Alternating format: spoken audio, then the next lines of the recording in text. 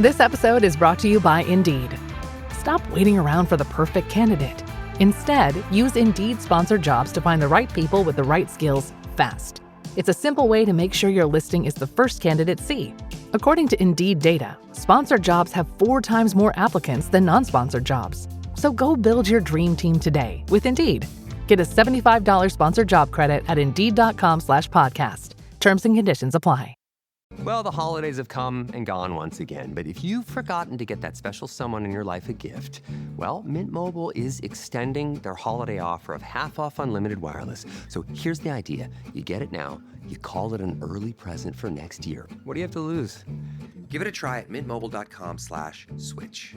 Limited time 50% off regular price for new customers. Upfront payment required. $45 for 3 months, $90 for 6 months, or $180 for 12-month plan. Taxes and fees extra. Speeds may slow after 50 gigabytes per month when network is busy. See terms. 100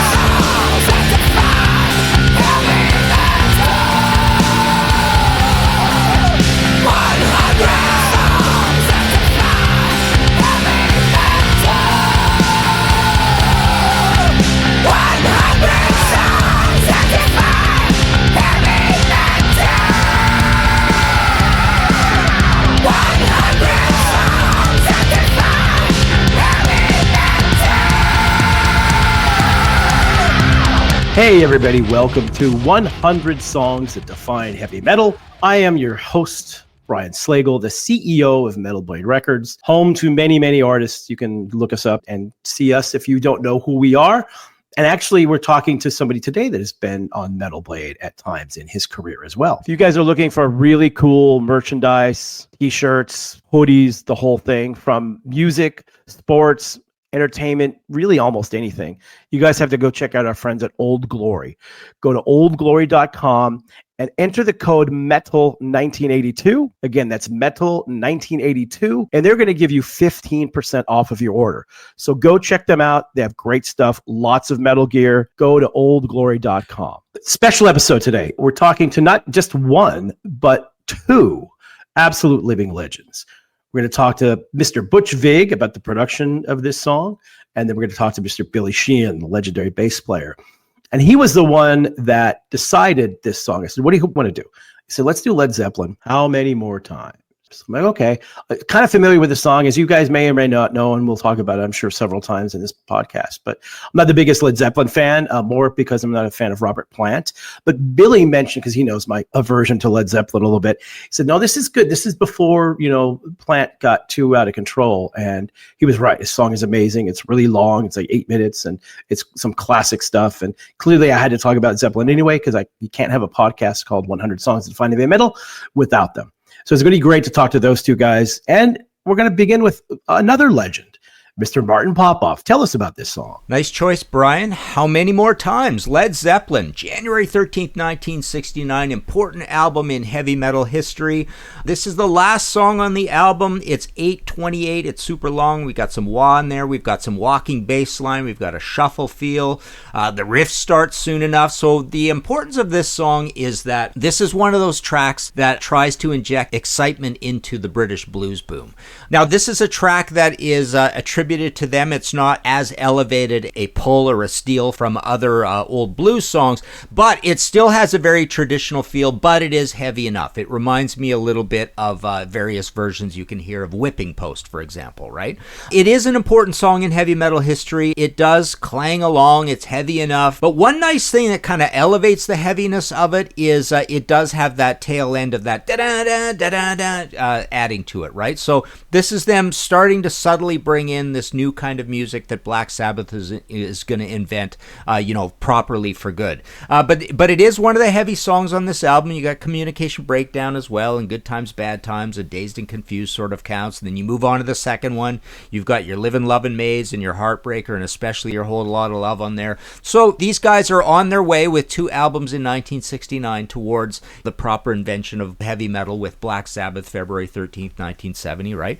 Okay, something I don't like about this song song that kind of places it back into the British blues boom. I mean, it's a fairly dated album, right? It's exciting. It is the Led Zeppelin guys. It's Robert Plant and John Bonham and John Paul Jones and Jimmy Page and all that kind of stuff. But, I've always considered both of these albums just one foot in the British blues boom and one foot in the future. And this one definitely feels that way because you do have that long, kind of boring solo section where, Jimmy's, sawing away and doing stuff. He's got the bow out, right? This is one where he uses the bow. One of 3 songs he uses the bow on.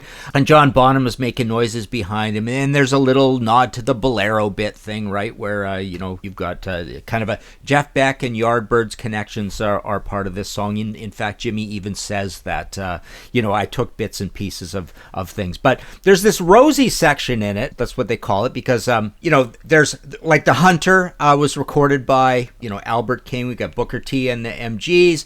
There's all these connections to old stuff, Howlin' Wolf as well. There's connections there with the title. But one thing I like about this part that we call the Rosie part is when it picks up after the solo section and John Bonham goes into that kind of military beat thing, you get a second heavy metal proposal. So you get the main riff idea, which is one heavy metal proposal, and now you get almost like a second bonus little song in here, which is kind of like a heavy metal song. And then at the end they go back to the original riff premise. So it's kind of 2 songs in one with the jam as well. And like I say, modestly pushing towards the invention of heavy metal. So it's got some importance for that. And it's just a great song as well. And it's an exciting song on here. One other quick thing I want to add is the review by John Mendelsohn in Rolling Stone called it the album's most representative cut. And I really like that because it really does have a little bit of everything. I often call songs like that, it's a microcosm of the album kind of thing, or a metaphor for the album, more like a microcosm of the album. So How Many More Times is almost like a mini little EP version of Led Zeppelin. So take that one and think about that for a bit. But yes, again, nice choice, Brian. How Many More Times, Led Zeppelin. Thank you, Martin. Lots of interesting comments in there. I may or may not agree with all of them. And, me being not the biggest Zeppelin fan, I actually really love this track. I forgot how much I loved it. But thanks again, Martin. Always appreciate it. All right. Well, now we welcome in a man who has produced things like L7, Smashing Pumpkins, this album you might have heard of called Nevermind by Nirvana.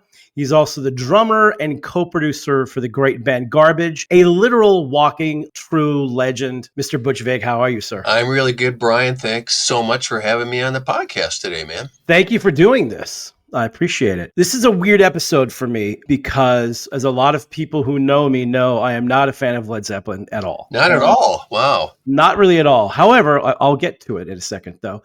Okay. I figured, though, I'm doing a podcast called 100 Songs That Define Heavy Metal, so I'm going to have to talk about them because you can't not, right? Yes. So I interviewed my good friend Billy Sheehan while we were in Nashville for this podcast convention, and I said, what song do you want to talk about? He said, let's do Led Zeppelin. And he knows my thing with Zeppelin. He said, let's do Zeppelin, but let's do the first record kind of before Robert Plant gets too crazy. Because that's what really bothers me is his vocals kind of fingernails on a chalkboard for me a little bit. We did this song and I went back and listened to it that night that he told me. And I go, wow, I forgot. This song is great. Like it's super heavy. Robert Plant sounds really good. He's not crazy Robert Plant yet. And it's also 8 minutes long. So I love long songs. The longer the songs, the better. I'm a big fan of that stuff. And what I didn't realize, and I should be hit 1,000 times on my arm or something for this. So this record came out in 1969, the year before Black Sabbath. So technically this could be deemed as one of the first ever heavy metal albums. I think you're right. I mean, I was listening to both those records when I was in junior high school. And okay, I'm a fan of Zeppelin because I love Jimmy Page's production, but also John Bonham. I mean, I'm a drummer.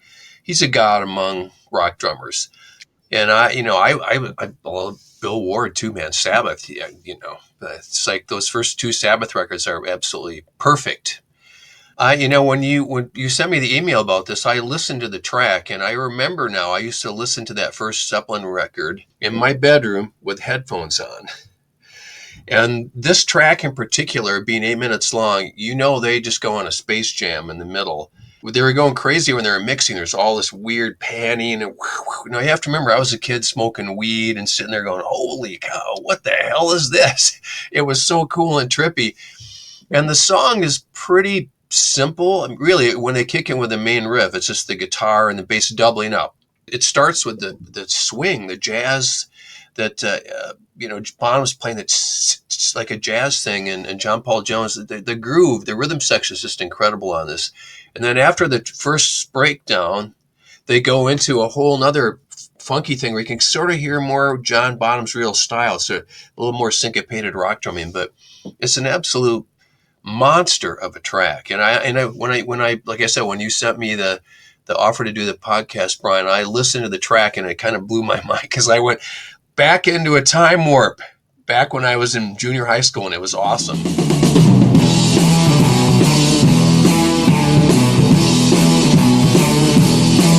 How many more times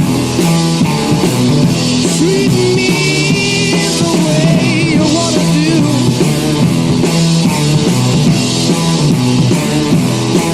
How many more times treat me the way you wanna do? Yeah, it really is a great track. I went and back listened to the whole record. I go, I've been softening up on Led Zeppelin lately because as you get older, you have more appreciation. The music I've had no problems with. The music's great. Jimmy Page all three of those guys are incredible musicians. And I had the pleasure of meeting Jimmy Page once, and he could not have been a nicer guy. So that was kind of cool. Cool. Right on. But you mentioned something about this that I found really interesting. I found this interviewing drummers for this podcast because, metal is basically more or less the blues and classical music kind of put together. Those are the two big influences. Yeah. And obviously Zeppelin, massive influence from the blues because a lot of these early songs they lifted or borrowed from a lot of the classic blues musicians. But you said something about Bonham style. You mentioned jazz. And it's really interesting you said that because I had Dave Lombardo on a couple episodes ago from Slayer, and we're talking about his drum style. I mean, to me, he's like the best metal drummer ever, I think. He's so good. Yeah, he's fantastic. Yeah, he's fantastic. But he also mentioned jazz as well because he had, growing up, in the Cuban community and Cuban parents, that there was a lot of jazz in his early upbringing, and that's kind of incorporated in his playing. And you mentioned that too.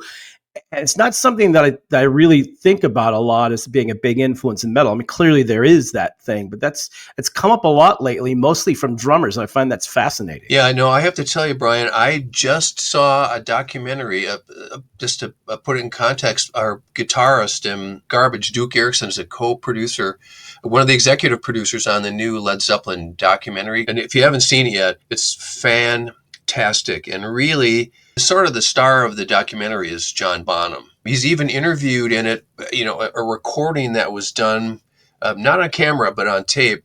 And they play the recording and you can see it cuts to Jimmy Page and Robert Plant and John Paul Jones listening, and they're all smiling. You can see them go, wow, that's John. He's talking to us. But the drumming in the documentary is absolutely mind-blowing. And the documentary is about basically the first year.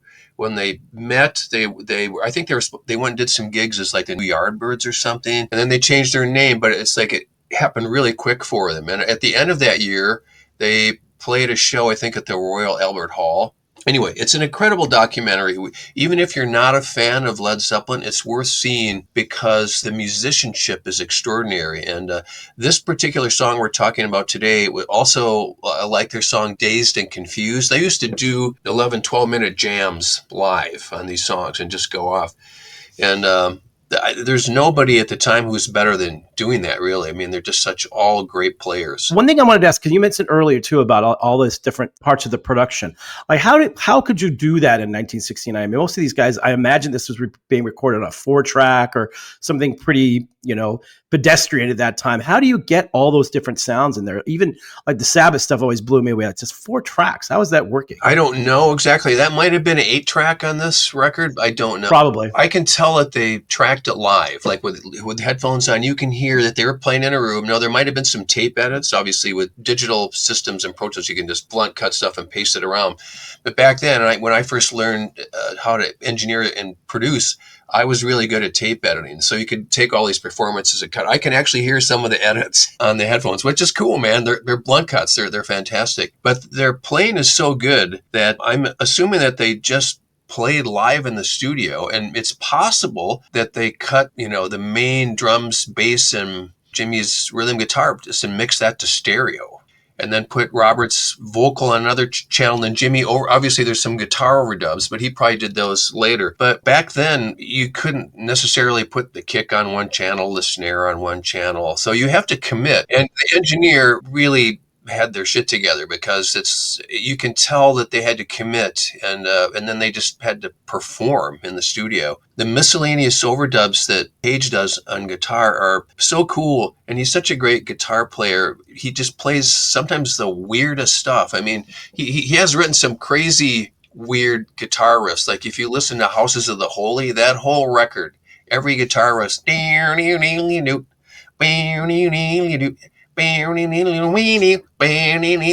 who writes a riff like that, But you can hear Jimmy Page going there on this, in particular in this track, because some of the overdubs are just crazy, freaky cool. Well, I always wonder, though, because, there's all the stories about these first two Led Zeppelin records being more or less borrowed, lifted, whatever you want to say, from a lot of these blues guys, which they ended up going back and crediting them later. So I'm always curious about how much of it was Page coming up with it and how much of it was stuff that they got from there. I'm imagining it's a mixture of both.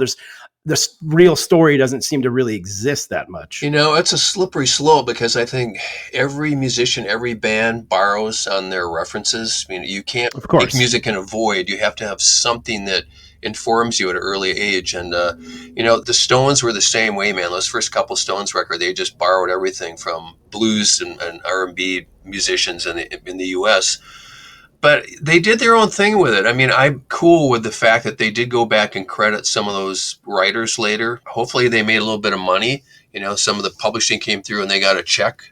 At least I hope that happened. Yeah, I think that I did the research on that, and all those guys eventually got paid. It was quite a long process, but yeah, they eventually all got paid from what. So, but you're right about this being mostly live. I think all those early 70s records, and even I'm sure some of the 60s stuff, because there wasn't a lot of budget. Sabbath recorded the first album in like a day and a half, and I know this was all pretty much live. I know they had a little bit more money because Jimmy Page obviously came from the Yardbirds, which was a pretty large band at the time, so people knew who he was. But still, I don't think they had a lot of time. And that I grew up in the 70s, right? So I love the production of the 70s because it's all real instruments. That's how the instruments sounded. There's, you could put some reverb and a few other things on it, but there's not a whole lot you could really do back then. And the performances too, because yeah, you're right. They probably just recorded it all live to tape in a couple of days, and that's what you got. But those bands were so good back then. And they played so many shows, I'm sure, leading up to it. They were pretty tight by the time they got into the studio. And I just love going back to that stuff. And, you're been a producer for a long time. Bands take a lot of time sometimes to make records. And a lot of times some of the best records ever made were made in a week or 2 weeks or 10 days. Or 2 days. As I mentioned earlier, I grew up recording on analog tape and learned how to cut tape so you could edit performances together. And then I'm a tech head and got very techie and garbage. I dove into Pro Tools when we started our second garbage record. But when I went back and did Wasting Light with the Foo Fighters, was the first time I went back to tape. And we recorded that in Dave Grohl's garage. And what struck me is that tape, you're forced to really perform. Because all the young musicians know now you can record in Pro Tools and fix it. You can edit it, put it in auto-tune, whatever. It's all there to be manipulated and digitally and made perfect or better. And that's not necessarily always a good thing. Back in the 60s and 70s, the performers, they had to perform. They had to play. And when you listen to Led Zeppelin on that first record, man, they were badass. I mean, when they're like John Paul Jones and Bonham, when they kick in that groove with Jimmy Page, it's a monster riff, and they are just in the pocket. You hear the production on these things, and they sound so good, even today, 50 years later, basically, at how good that stuff sounds. And even the songs and stuff, they all stand the test of time, which I always think, I can only imagine, when we're listening to the stuff for the first time, we're like, oh my God, this stuff is so amazing. I always wondered those. And I've talked to a couple of guys in bands like Geezer Butler and Sabbath. You guys have any idea when you're in the studio making this? I always like to ask bands, when they make huge albums, do you have any idea that this was going to be this big when you guys are doing it? Usually the answer is pretty much not really. I concur. It's like when I'm making a record, you're just in the process. Every day is different. You go in and go, we're going to be doing this, we're going to be doing that. And then there's a curveball, like the first song is tough to track or something happens or there's a personal problem with the band or whatever. And so you just have to go with the flow, and no one thinks, oh, this is going to be huge or whatever. All you're trying to do is get whatever you're working on at that very moment, make sure it's really good and do whatever you can. Later, then you find out how it grows into whatever it is, and I think that's one of the cool things about making music or creating art is that you just get in the process. It's not even the end result. It's when in the process, it's just fascinating. And that's why I'm addicted to being in a recording studio after, I've been doing it for 35 or 40 years now. I love it. I do know because I produced a lot of the early records on Metal Blade just because somebody had to. I didn't really know what I was doing, but I do remember being like, especially for the Slayer records, being in the studio with those guys. Where same thing. You're right. You're working, trying to get it done, and we didn't have big budgets, so we had very little time. There is a feeling that like this is going really good. This music is really good. This is something good. You can never expect that all the stuff would happen at these records. So, but I think if you're in there, and generally if you talk to anybody that was involved with a pretty successful record, that everything goes smooth. Songs come out smooth. The writing is pretty smooth. It's pretty rare. Do you have a record that becomes really big that was like a problem album to make? True. That's true. I think people know the band or the artist and the producers, engineers. You can tell when you're onto something, but that still doesn't mean it's going to have this outburst into the world, because how many great records do we know that no one's ever heard really? They never had any really commercial success. It's funny bringing up Slayer, because when we were looking for a mixer for Nevermind with Nirvana, Geffen sent me a list of like 10 mixers. And I sat down with Kurt and I was like, oh, Ed Stasium, I love him. Scott Litt. It's like I went through this list. I was an up and coming engineer producer, and all the names were like, wow, I would love to have this guy mix the record. Kurt went, no. He looked at the bottom. Andy Wallace, Slayer, Rain and Blood. He goes, get that guy. Yep. Good decision. That's why we call Andy Wallace. Thank you so much for doing this. I really appreciate it. This was a lot of fun. Tell us what you've got going on these days and where they can find you and all sorts of fun stuff. I'm sitting here in the studio right now. I'm mixing some new Silver Sun pickups who I love. They're an LA band that I've been working with, and we have a new Garbage record coming out. Oh, cool. US, but we're starting a North American tour, I think, at the end of August, and it's like we're playing 40 dates, and we're headlining. We haven't done a headline tour that big for since pre-COVID, so we're pretty excited about it. I mean, we're so thrilled that we're our 8th album into our career. The same band members have been together for 30 years. It'll be our first record came out in 95. And so we're just celebrating the fact that we're still here doing it. That's awesome. And great band. And Silver Sun Pickups are awesome too. I love that band. They're super cool. Well, thanks again so much for doing this, man. I really appreciate that. It was a lot of fun. Once again, we are coming from the wonderful Rockin' Pod Expo here in lovely Nashville, Tennessee. I'm actually sitting on a stage now with people. I feel like I'm going to do a TED Talk or something. This is very strange. But we're on the stage because I'm honored to be talking with a man was in bands like Talus, Mr. Big, and the David Lee Roth Band, Niacin, many others, and pretty much regarded as one of the greatest bass players in rock and roll history, Mr. Billy Sheehan. Well, you are very generous with that introduction, Brian. Hey, it's all true. Well, and I'm on stage with the amazing Brian Slagel, founder of Metal Blade Records, brought many great bands into the forefront, and is a dear friend of mine also. One or two, same here.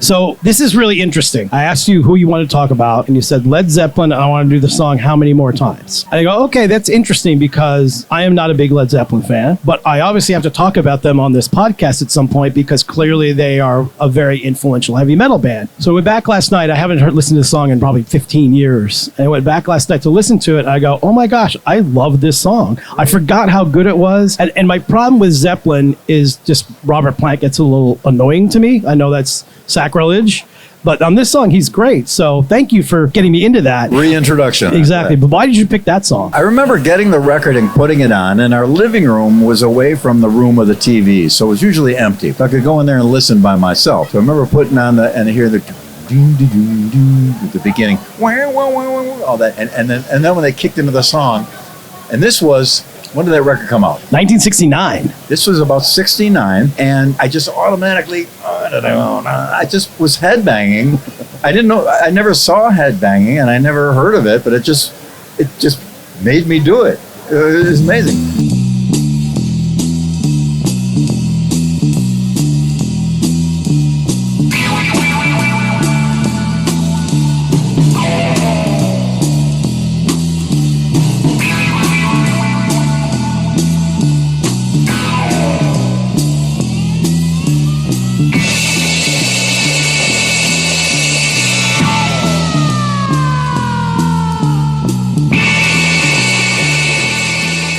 So I loved that record a lot. One of the reasons I loved it is a precursor to Led Zeppelin was the Yardbirds. Yardbirds had a bass player named Paul Samwell Smith who was doing amazing bass playing. For its time, it was Yngwie on bass. And he blew my mind. And the three big guitarists were in the Yardbirds, Beck, Clapton, and Jimmy Page. Which is surreal to think about those three guys in one band. Amazing. And they had a great drummer, and Keith Relf was their singer. He only had one lung. He played harmonica amazingly, too. The song I'm a Man, which the single version was kind of a cleaned up, tight-sounding, clear, and then on Having a Rave Up with the Yardbirds, side 2, they did it live, and it was like a raucous, insane, wild, amazing harmonica solo. It showed me right away the difference between doing a song in a studio and what happens to it when you play it live. And that was a great lesson in my mind for me to know that live you can move. You can take something things you got to do it the way it's supposed to be. You got to sing the right lyrics or whatever else, but some things you can really move around. And so that led to that Zeppelin album and that first song. I like the other eventual Zeppelin records, particularly Houses of the Holy, pretty great record. Some of it doesn't quite work for me, but it's with all bands. And usually, see if this is true for you.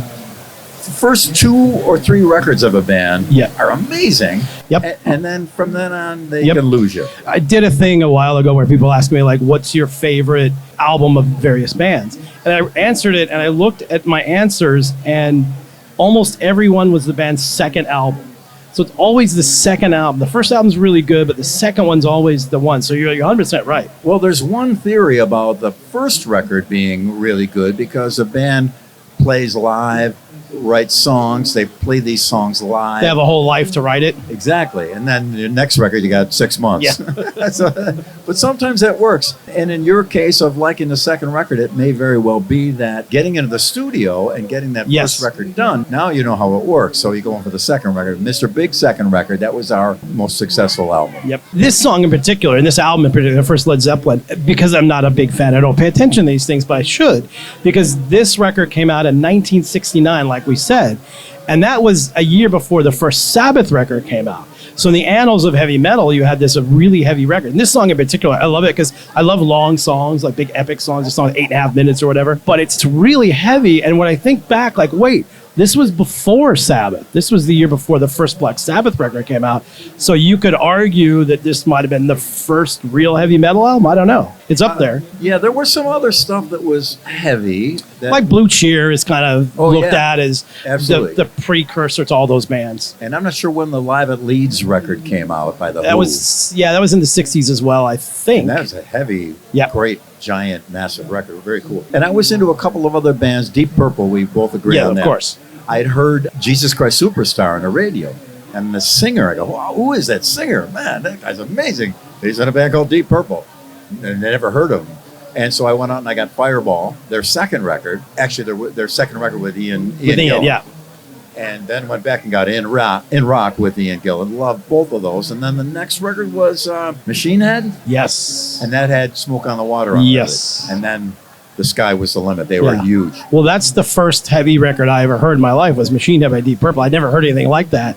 And I was like, I think it was 11 years old when I heard it. I was like, what is this? And that set me on this dark path that I'm still on today of liking heavy music. So obviously, you're a pretty decent bass player. What did you think about John Paul Jones playing on this first Zeppelin album? Great. He was like the 4th and 5th member because he did keyboard stuff, all the Mellotron stuff, the B3. And people, because I play in the band Niacin, which is a B3 band, drums, bass, and B3. Yep. And people forget that there was a lot of B3 in all the Zeppelin stuff, and that was John Paul Jones playing that. B3, there was a time when the B3 was more important than the guitar player in bands back in the 60s. It was a Spencer Davis group, Traffic, with Stevie Winwood. Having him gravitate towards that in those songs was a cool element, I thought. And his bass playing was just brilliant. I forgot who I was jamming with. Oh, at the Christmas show in Buffalo, New York. We do a Christmas show every year, and we did What Is and What Can Never Be. And there's a really wild bass line that does an unusual note, because the note moves the chord somewhere else. That bass does that a lot. You move a bass note around, and it changes the character of the rest of the song. Yeah. And he was great at doing that, because a lot of the songs were pretty simple chords. I mean, the later on, the chords for Stairway to Heaven is the same as Carry On Wayward Son, All Along the Watchtower. All those songs are that. Well, Led Zeppelin is very well known, shall we say, borrowed a lot of things. I found the Lemon Song. I should have quit you a long time ago. I found the original guy doing it. Yeah. And it's the same guitar lick, too. Yep. It's well, it's the famous story now where they lifted so much of this stuff. Eventually, and soon they had to go back and give writing credits to these people and pay them royalties, and all blues stuff, like all stuff from the blues, which is what began heavy metal anyway, is the blues. Yeah, exactly. Well, the British bands took a lot of blues stuff and just heavied it up. There were so many songs that they did that the Yardbirds did, which were classic blues songs, but they just did them faster and louder. So I guess you could say heavy metal, the seeds of it were planted by a lot of blues songs. 100%. And they just were faster and louder. Yeah, I've talked a lot about that. The two seeds for me of metal were the blues, number one, probably most important, and then classical music. Those two things aligning together is what probably 90% of metal stuff is. But you might have saved me from a lot of angst with this song. Like I said, I went back and listened to it. I go, wow, I like this a lot. And I listened to the rest of the record. I like this a lot, because I get in a lot of trouble because I'm not a Led Zeppelin fan. And that, to certain people, is sacrilege, blasphemy. I think I told you the story earlier too, but I was in the studio with Corey Taylor doing his last solo record, which is amazing, by the way, because I knew all the guys in the band. I know Corey, and I knew their producer Jay Russ, and they invited me down to listen to some tracks. So I went down and listened to it. I'm listening to it. Oh, cool. There's a lot of 70s influence in there, and he's like, yeah, like this part there, that's totally Led Zeppelin. And I go, I'm not really a Led Zeppelin fan. The look of horror on his face was like, what? Like I just stepped on his dog or something.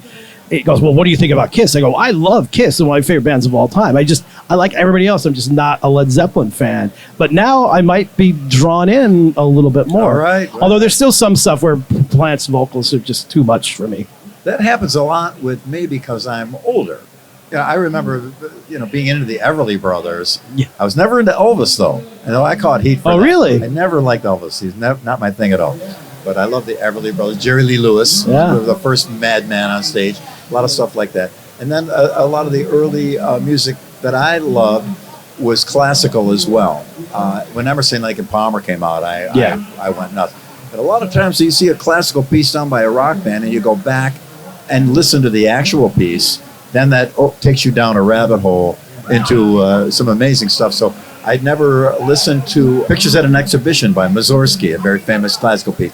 And Emerson, Lake and Palmer did a version of that. Yep. I went and got the orchestral symphonic version, blew my mind, and that opened up another doorway for me. And so as a player, classical music offers you probably the most difficult, challenging stuff, other than jazz.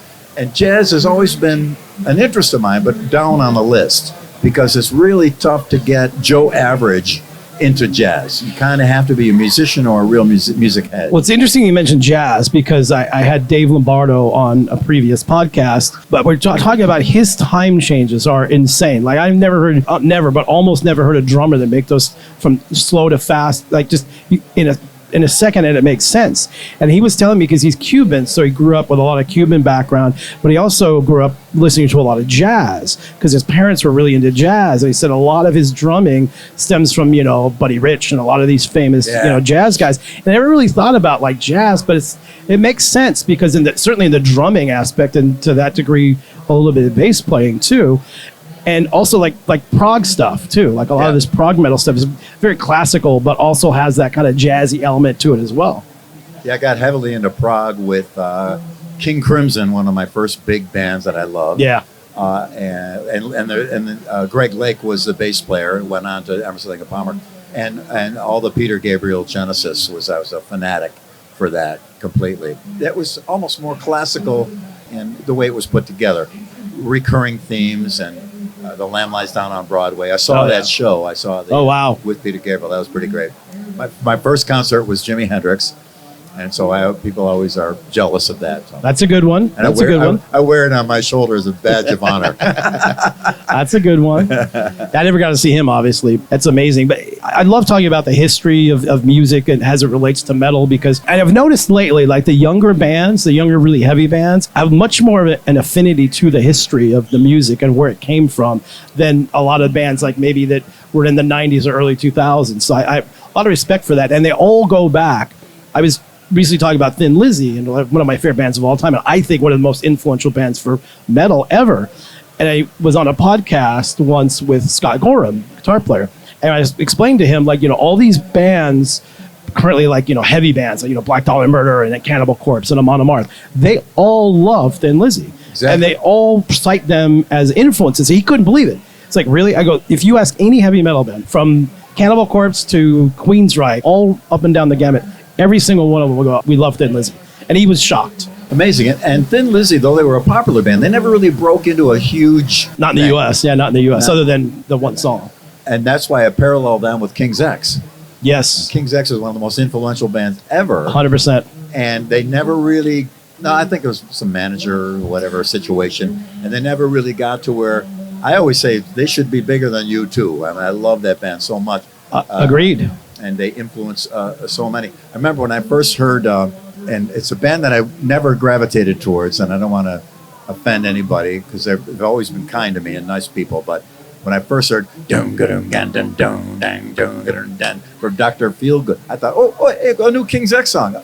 Because that beat for me was really popularized and created by King's X. Maybe it may not be true at all. Maybe they never even heard King's X. Nah, but for me, it was a huge. To me, it was you're a big 100% influence. right. Other funny thing about Dr. Feelgood by Motley Crue is that's the record that Metallica cited as to why they brought Bob Rock in to produce, because they loved the way that record sounded. Yeah, so Motley Crue had an influence on Metallica. Who would have thought? Yeah, who would have thought? Now, I got something for you regarding Metallica. Do you know a gentleman named John Dittmar? Of course. Famous booking agent for you, those who don't know. He's a booking agent and a dear friend of mine since back in Buffalo. He booked Talus. He came to Buffalo and he took up a room in the office where our manager was. And a guy named Johnny Z came up from New York and asked him to please book this band that he has, and he gave him the demo. So John was our agent, got us booked all over the Northeast, and that was Metallica. Nice. First got booked out of the Talus office. Some Metallica history there. I love it. So back to Zeppelin. I'm always fascinated because granted you were on the spot when I said, what do you want to talk about? So you had to make a quick decision. But I'm always fascinated by what meant so much to you about that particular song that you wanted to talk about it. Well, it was just that riff. And when it starts, it's just a simple little bass riff with the wah-wah thing going on. And then John Bonham kicks in, and it goes to crash ride and full volume. Oh, yeah. And just it was the heaviest thing I had ever heard up to that point in my life.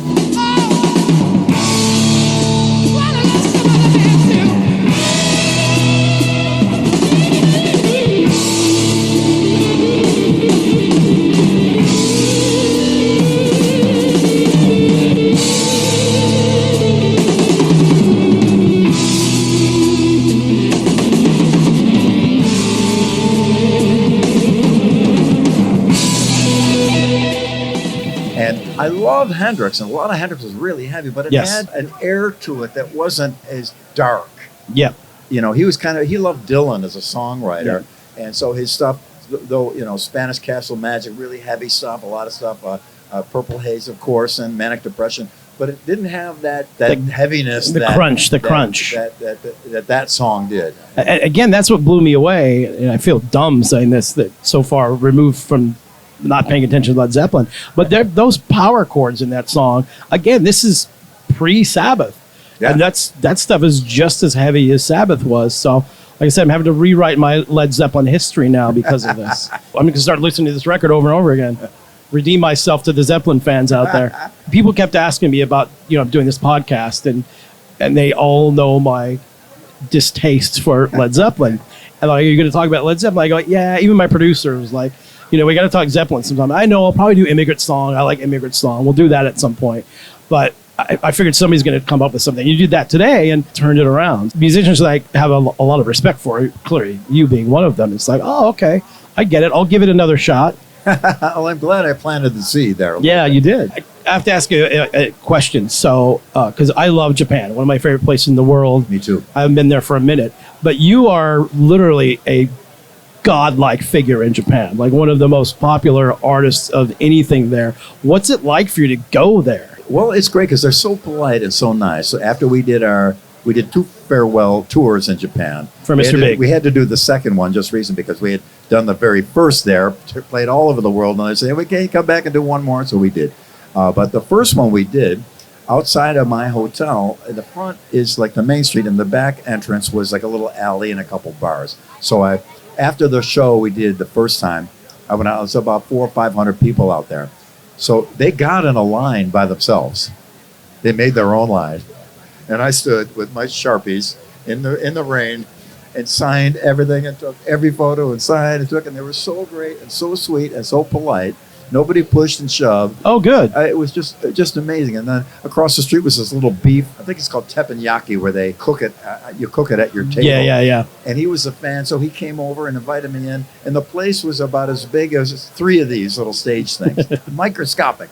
And we had about 75 people in there, all jammed in, drinking shochu, which is Japanese vodka, and fresh squeezed grapefruit juice. I love shochu, by the way. Which will put you right out. And they were just so great and so giving, and it's But is it difficult for you to get around there? Because I've heard stories from a lot of people that it's just people everywhere. Like they're camped in front everywhere. Like, but they're it's so hard polite. for you to go. Really? They're so polite. They're so polite. And so Unless sweet. you get in an elevator, then it's not. Then it's all for one for all there. Yeah, I've been in places where South America's every man for himself. Well, yeah. So in Brazil, but they're such rabid fans. King Diamond told me a story where he was like running down the street from people in Brazil. He thought they were going to kill him, rip his flesh off. Yeah, it's such a ride. We had we're playing Green Tinted 60s Mine, and the audience sings the solo. Oh, yeah. Audience, da, da, da, da. It's pretty great. They are amazing. It's such a unique place because it's really unlike anywhere else in the world. Japan. Yes. Oh, unbelievable. The food, the people, and you can get along really well with no Japanese. We got great translator apps now, too, by the way. They're fantastic. But back in the day, there's somebody always kind of knew it. And no matter what, I saw this kid riding a Razor scooter. They first came out. And I said, where'd you get the scooter? And he goes, oh. And him and his mom walked me all the way down to the store where I bought one and got it. I still got it in the back. It's in the trunk of my car in case of emergency. I got to, That's amazing. Get anywhere. And I still know them to this day. They come, and his mom's old now, and she can't get out much. And he's a strapping young lad, a businessman now, wearing a suit and tie. And every time we play, they show up. He contacts me and said, me and my mom will be there. I always get to take a photo. I posted it a couple times. But just relationships you have with people for years and years. There's one woman, she's a policewoman, and she's always around and always helpful and nice. And I must have, like 50 or 75 people that I see every time I'm there, and they're dear friends. I hear from them all the time. And if you're going to go anywhere exotic, it's like going to another planet. Yes. But it's a safe and wonderful, clean. I was in the train station, which is about as big as maybe 5 of these rooms, which were in this giant room. And there were thousands and thousands and tens of thousands of people in there getting to and from the trains. I looked for litter. There's no trash cans there somewhere. And I'm looking around, and I could not find a scrap of paper or a smidgen of graffiti anywhere. Yeah, that's Couldn't crazy. find it. They're so proud of their country, and I love to see that. I'm very sad about some of the situations we have in America that are quite desperate, but maybe someday they'll turn around. Well, dude, I cannot thank you enough for doing this. Really appreciate it. It's a lot of fun. My pleasure. returning me on to Led Zeppelin. This is going to become a new shot to a lot of my friends. So Great. Well, I got tons of bootlegs, so I'll start sending them. okay, good. Okay, perfect. I know the other guy that has tons of bootleg is Randy Johnson, the pitcher. He's got a huge Led Zeppelin collection. Oh, great. So I can now proudly tell him, hey, I like some of the Led Zeppelin stuff now. Great. Anyway, thanks again, man. Appreciate you. Brian. There you have it. What a fun episode this was. Great seeing Billy Sheehan down in Nashville talking about this song, and really great having Butch Vig on to talk about it as well. As I mentioned, two absolute living legends. Thanks so much to both of them for doing this. Thanks, as always, to Mr. Martin Popoff, the legendary writer of over 150 hard rock and heavy metal books. Thanks to Lizzie Borden for our theme song, and also the man that keeps it all together, Mr. Christian Blatt. Thank you so much. We'll see you guys next time.